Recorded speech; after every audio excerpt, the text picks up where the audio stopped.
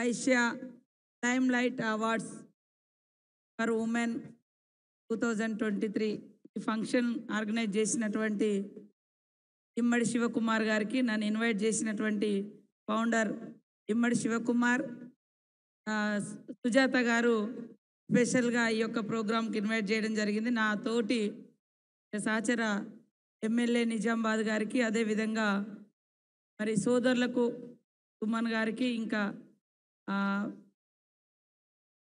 చాలామంది ఏపీస్ వచ్చారు, వారందరికీ కూడా హృదయపూర్వక నమస్కారాలు, ధన్యవాదాలు. ముఖ్యంగా సమాజంలో మహిళలంటే చిన్న చూపు ఉంటుంది, ఇంకా ఉంది. అనేక రంగాలలో ఉమెన్ ఎదిగినప్పటికి కూడా వాళ్ళ మీద ఒక డిస్క్రిమినేషన్ అనేది ఇంకా కొనసాగుతుంది.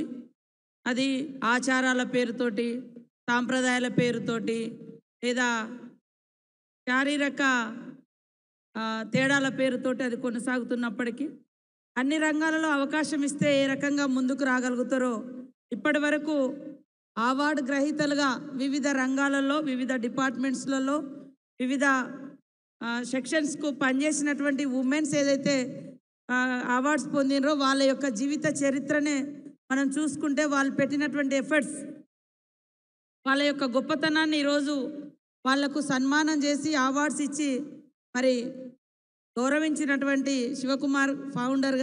శివకుమార్ గారికి, వారి యొక్క సంస్థకు పేరు పేరున హృదయపూర్వక ధన్యవాదాలు, నమస్కారాలు.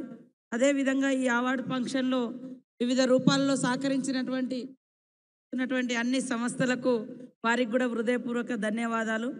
మహిళల్ని గౌరవించండి, మహిళల్ని సపోర్ట్ చేయండి.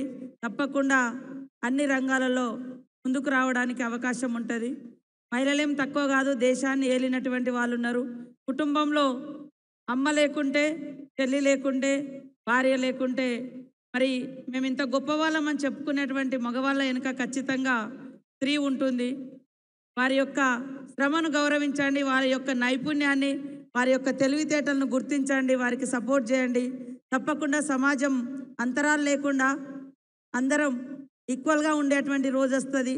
ఆడవాళ్ళని అటువంటి చిన్న చూపు లేదా అసమానత్వంతో చూసేటువంటి రోజు లేని రోజే నిజమైనటువంటి రోజుగా ఒక అక్కలుగా, చెల్లెలుగా, అమ్మలుగా గర్వపడతారు, సంతోషిస్తారు. ఇక్కడటువంటి మా సోదరులకు అందరికి కూడా చెల్లెలను, అక్కలను, తల్లులను, భార్యలను గౌరవించండి, గుర్తించండి, వారిని ఎంకరేజ్ చేయండి అని పేరు పేరున కోరుకుంటూ అందరికీ నమస్కారాలు.